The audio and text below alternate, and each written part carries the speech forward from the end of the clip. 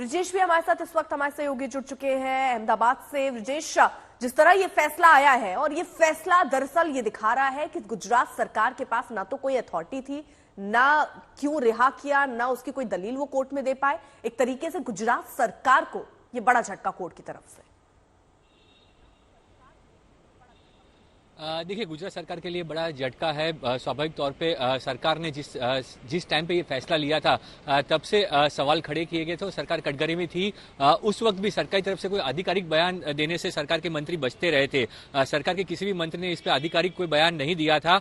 जो भी बयान आया था वो जो आरोपी छूटे हैं उनके परिवार या उनकी तरफ से वो बयान आया था। सरकार ने उस टाइम पे भी अपने बचाव किया था और कोई भी बयान नहीं दिया था। इस बार भी जजमेंट के बाद भी अभी सरकार के कोई भी मंत्री जो है इस बात पर बोलने को तैयार नहीं है। जो प्रवक्ता मंत्री हैं उनसे मेरी जो अनौपचारिक बातचीत हुई, उन्होंने कहा कि जजमेंट आएगा, उसके बाद वो पूरा जजमेंट पढ़ने के बाद सरकार अपना रुख जो है वो साफ करेगी, किस तरह से इस पर प्रतिक्रिया देनी है। तो अभी तक सरकार की तरफ से कोई आधिकारिक बयान जो है वो जारी नहीं किया गया है। थोड़ा वक्त लगेगा, जजमेंट के बाद कंसल्टेशन होगा और उसके बाद गुजरात सरकार जो है इस पर प्रतिक्रिया दे सकती है, क्योंकि ये वक्त भी ऐसा है कि जब आज रात से प्रधानमंत्री नरेंद्र मोदी गुजरात के 3 दिवसीय दौरे पे आ रहे हैं और वाइब्रेंट गुजरात ग्लोबल समिट में पूरी सरकार बिजी है, व्यस्त है। उस समय पे ये फैसला आया, जो सरकार के लिए ये एक बड़ा ही टफ समय जो है वो देखा जा रहा है कि इस समय पे ये जजमेंट आया और उसके बाद अब सरकार को इसकी प्रतिक्रिया भी देनी है और बचाव भी करना है कि क्यों ये स्टेप लिया गया था। तो फिलहाल अभी सरकार जो है पूरे जजमेंट आने के बाद उसका अभ्यास करेगी और उसके बाद जो है वो कोई आधिकारिक बयान सरकार का आएगा। ब्रिजेश, आपने तो लंबे वक्त से ये केस देखा होगा, बेहद लैंडमार्क और आइकॉनिक केस इसे गुजरात के लिए माना जाता है। बिल्किस बानो अब उस महिला की पहचान बन चुकी है जिन्होंने एक लंबा संघर्ष देखा, कई उतार चढ़ाव इस केस में आए और आखिरकार अब एक तरीके से एक बड़ी जीत इसे बिल्किस बानो के लिए देखा जा रहा है। जाहिर तौर पर ये केस अब आने वाले वक्त में एक लैंडमार्क केस के तौर पर भी दर्ज होगा, भले गुजरात सरकार का कोई भी जवाब हो इस पर। लेकिन जब उन्होंने ये फैसला लिया था दोषियों को रिहा करने का, उनकी सजा कम करने का, कई उंगलियां उठी थी उन पर। देखिए, बिल्कुल ये जो केस है, जब से ये केस पहले से ही गुजरात सरकार के लिए एक सिरदर्द के रूप रहा था, क्योंकि जिस तरह से केस को मुंबई ट्रांसफर किया गया था, गुजरात में चलाने से जो है सुप्रीम कोर्ट ने मनाही कर दी थी। सुप्रीम कोर्ट ने इस केस को मुंबई ट्रांसफर कर दिया था। मुंबई से ये पूरा केस चला और उसके बाद जब जजमेंट जो आया जिसमें 11 आरोपियों को जो दोषी साबित कर दिया गया था, उनको दोषी पाया गया, उनको सजा सुनाई गई, लंबा वक्त चला। बिल्किस बानो ने पूरा जो वक्त था वो लड़ाई गुजरात के बाहर रहकर लड़ी और ये पूरा मामला जो था उसने गुजरात सरकार और साथ ही जो पुलिस है, पुलिस की कार्रवाई पे काफी सवाल खड़े किए थे। जब ये केस की सुनवाई हुई थी तब तक गुजरात सरकार जो है कटघरे में खड़ी हुई थी, क्योंकि गुजरात सरकार और गुजरात पुलिस पे काफी सवाल उस टाइम पे कोर्ट ने भी उठाए थे, किस तरह से ये पूरा वाकया हुआ और उसके बाद पीड़िता को न्याय नहीं मिला। जब हम यहाँ पे बात करते हैं महिला सम्मान की, तो तब ये सवाल जो थे वो सब सवाल उठाए गए थे और उसके बाद पिछले साल जो गुजरात विधानसभा के चुनाव थे उससे पहले गुजरात सरकार ने ये जो फैसला किया था कि जिसमें 11 दोषियों को जो है उनकी उम्र कैद की सजा को देखते हुए भी उनके 14 साल हो गए थे, तो उनको जो है जेल से रिहा करने का जो फैसला किया गया, वो जब फैसला हुआ और उसके बाद उनका जिस तरह से स्वागत हुआ, जो फूल मालाएं पहनाई गई, उनका एक स्वागत वहां पे किया गया जैसे कि उन्होंने कोई गलत काम नहीं किया था, वो जो छूटे उसके बाद उन्हें कोई बड़ा काम किया हो, इस तरह उनका स्वागत किया गया, जिसके बाद एक गलत मिसाल पेश हुई थी और इसके लिए ही जो है वो गुजरात सरकार का ये फैसला जो है वो सवालों में रहा था। गुजरात सरकार के खिलाफ काफी सारी बातें भी कही गई थी और इसीलिए गुजरात सरकार इसमें पूरा बचाव करती दिख रही थी। कहीं पर भी गुजरात सरकार की तरफ से कोई आधिकारिक बयान नहीं दिया गया था कि क्यों इस केस में उन्होंने ये कहा और ये फैसला लिया। जो भी बात कही सरकार ने वो सिर्फ सुप्रीम कोर्ट में कही, जब सुप्रीम कोर्ट में इसको चैलेंज किया गया बिल्किस बानो के द्वारा और उसके बाद वहां पे पीआईएल काफी सारी की गई थी, तो तब जब वो कोर्ट में सरकार ने अपना आधिकारिक रूप रखा। इसके अलावा सरकार कहीं पर भी बयान से बचती रही। ठीक है, संजय भी हमारे साथ लगातार मौजूद है। संजय, देखिए यहाँ पर 2 याचिकाएं जो है वो दाखिल की गई थी। एक याचिका जिसमें सीधे तौर पर कुछ वकील ने शायद बात कीजिए।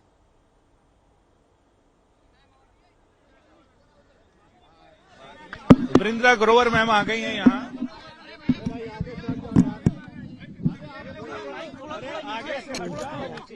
थोड़ा नीचे रखिए, थोड़ा सा नीचे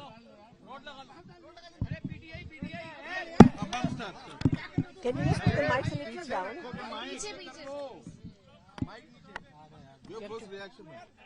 No, I think it's It's a very good judgment which has upheld the rule of law and the faith of the people of this country, particularly the women of this country, in rule of law, in the legal system, in the courts, and that there is an assurance of justice. In a very detailed judgment authored by Justice Nagaratna, it's a judgment of both the honorable judges, Justice Nagaratna and Justice Bhuiyan. They have very categorically stated what is the legal analysis and reason for setting aside, quashing the remission orders and directing the convicts to return to prison within a fortnight. The court has said, and it's a scathing indictment of the state of Gujarat. The court has said that the law is clear. The appropriate government is the government where the accused are tried and sentenced, which, as we know, in the case of Bilkis Bano, which is a case emerging from the violence that took place in 2002 in Gujarat. And in this particular trial, there were about 14 counts of murder, including little babies and infants, and gang rapes of women, including a pregnant woman. And in this case, the trial was transferred by the Honorable Supreme Court to a special court in Maharashtra, where they were convicted, and that conviction has been upheld by all superior courts. Therefore, the appropriate government, as has been decided by this court and which is plain in the meaning of the Code of Criminal Procedure, Section 432, was the state of Maharashtra. The court said that the order that was obtained in 2022 May from this court saying that the state of Gujarat will decide is an order which was obtained by playing fraud upon this court. All facts were not placed before the court.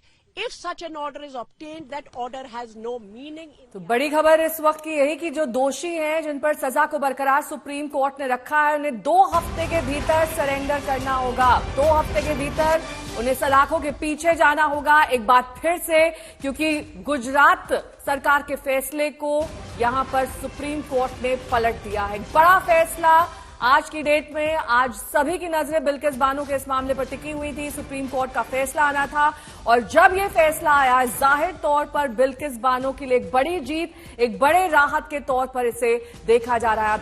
दोषियों को 2 हफ्ते के अंदर surrender करना होगा।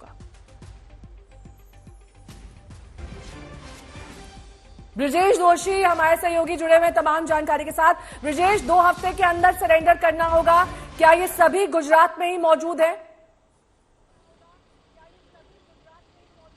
देखिए, कल से या तो जब से ये बात स्पष्ट हुई कि सुप्रीम कोर्ट अपना फैसला सुनाने वाला है, तब से जो परिवार हैं या जो आरोपी हैं जिनका संपर्क करने की कोशिश की गई, पर सभी लोग जो है वो अंडरग्राउंड हो चुके थे, किसी से संपर्क नहीं हो पा रहा था। और अब माना जा रहा है कि वो सभी जो हैं वो जो गोधरा है, जो पंचमहल डिस्ट्रिक्ट है, वहीं पे हैं वो लोग, और उनको अब सरेंडर करना है। तो अब शायद वो लोग जो है 2 हफ्ते का जो वक्त दिया गया है, उसके बाद वो बाहर आए तो वो कोई बात करेंगे। अन्यथा जिस तरह से फैसला पलटा है, तो अभी कोई भी कैमरे के सामने आने से बचेगा। उनका परिवार भी जो है वो कैमरे पर आने को तैयार नहीं है। पूरी तरह से जो है हम कोशिश कर रहे थे कि उनसे एक प्रतिक्रिया या उनसे एक रिएक्शन लिया जाए, पर कोई भी जो है अभी बात करने को फिलहाल तैयार नहीं है, ना सरकार में, ना जिन आरोपियों को अब जो है वापिस जेल में जाना है, दोषियों को, वो भी जो है सामने आने को तैयार नहीं है। पिछले 48 घंटों से जब से उनको संपर्क करने की कोशिश की गई है, तब से वो सभी अंडरग्राउंड है। कोई भी आधिकारिक बयान देने से बचते रहे, और सब लोग वेट कर रहे थे